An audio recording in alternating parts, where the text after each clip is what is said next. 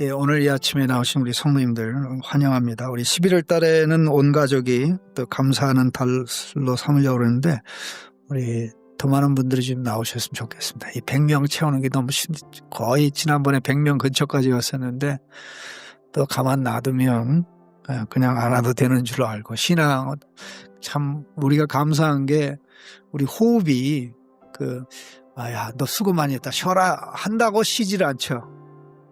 태어날 때부터 지금까지 엄마 뱃속에서부터 지금까지 쉬고 있는데 신앙도 그래야 될 줄로 믿습니다. 끝까지 항상 일정하게. 특별히 오늘 두 군데 말씀 4장과 5장을 봤는데요. 4장은 이 두 형제가 다윗에게 보상을 받으려고 다윗의 사실 적수죠. 사울의 아들 25셋을 사실 목을 베어 가지고 결국 다윗에게 왔는데 다윗이 그 사람을 이제 처벌한 그런 내용입니다.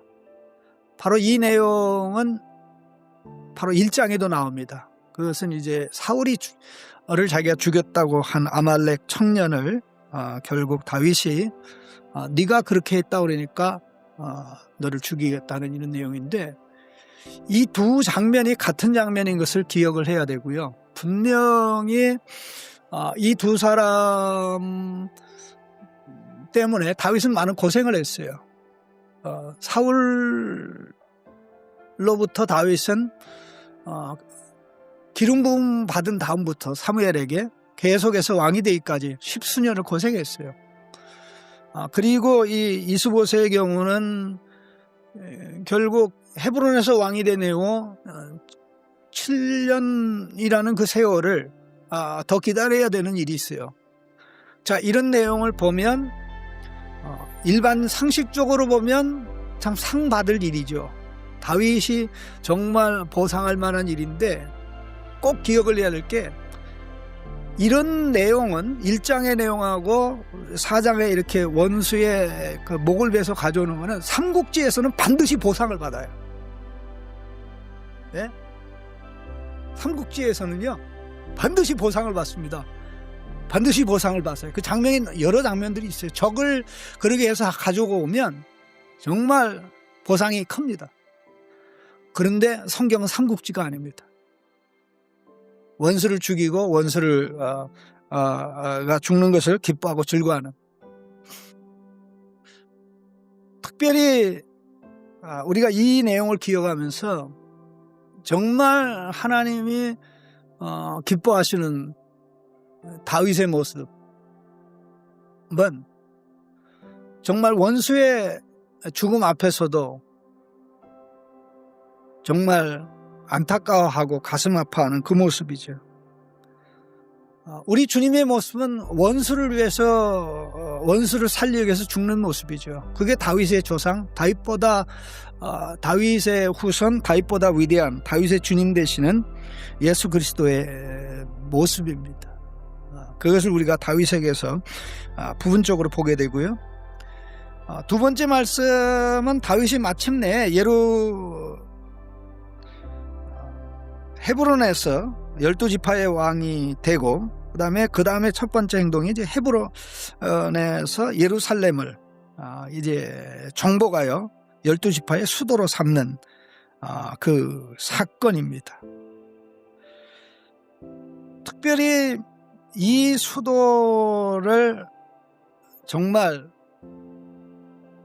정복했다는 것은 어마어마한 일입니다. 여부스 족속은 사실 아브라함 때부터 이 성에서 살았으면 거의 한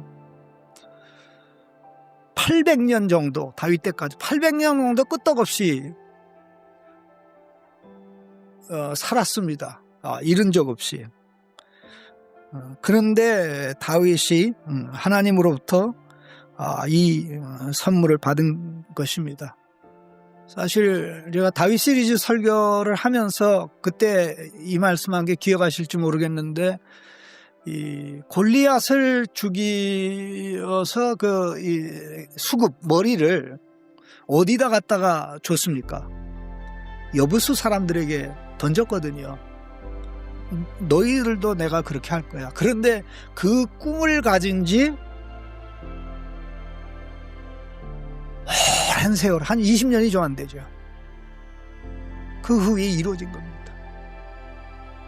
우리는 개인적인 꿈보다는 공동체의 꿈을 꿔야 되고요. 공동체의 꿈보다는 하나님의 꿈을 꿔야 돼. 하나님의 비전. 나는 이걸 해야 돼.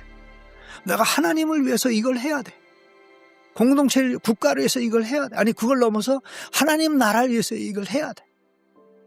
지금은 안 되지만 때가 되면 하나님께서 반드시 이루어지게 해 주시는 줄로 믿습니다. 우리는 다윗을 통해서 봐요. 다윗을 통해서 보고 확인하게 되는데요. 이 사건이 굉장히 참 재미난 게 8절 말씀에 다시 한번 보겠습니다. 같이 읽겠습니다. 그날에 다윗이, 같이 읽겠습니다. 8절입니다. 5장 8절. 그날에 다윗이 이르기를 누구든지 여부수 사람을 치거든 물깃는 대로 올라가서 다윗의 마음에 미워하는 다리 저는 사람과 맹인을 칠하였으므로 속담이 되어 이르기를 맹인과 다리 저는 사람은 집에 들어오지 못하리라 하였더라. 이게 겉으로는 그런 얘기죠. 예루살렘 성은 초롱성이라 성 위에 있는 맹인과 다리 저는 사람도 방어할 수 있다, 그런 얘기입니다. 그런데 이게 약간 바뀌어서 속담이 어떻게 나중에 됐냐면요, 맹인과 다리 저는 사람은 집에 들어오지 못하리라. 맹인과 다리 저는 사람은 집에 들어오지 못하리라. 여기서 말하는 그 집은 예루살렘 성을 말합니다. 다윗성을 말합니다. 이게 다윗성이 되면서부터 이게 속담으로 만들어져서 바뀌었는데요. 예수님의 마지막 치유가 예루살렘 성전에서 있었던 사실을 알고 계시죠? 예수님의 마지막 치유가 예루살렘 성전에서 있었습니다. 그것을 기록하는 성경은 유일하게 마태복음인데요. 그런데 그 마지막 치유의 대상이 오늘 본문에 언급된 맹인과 다리 저는 사람입니다. 맹인과 다리 저는 사람. 근데 이 맹인하고 다리 저는 거는 하나는 원인이고 하나는 결과입니다.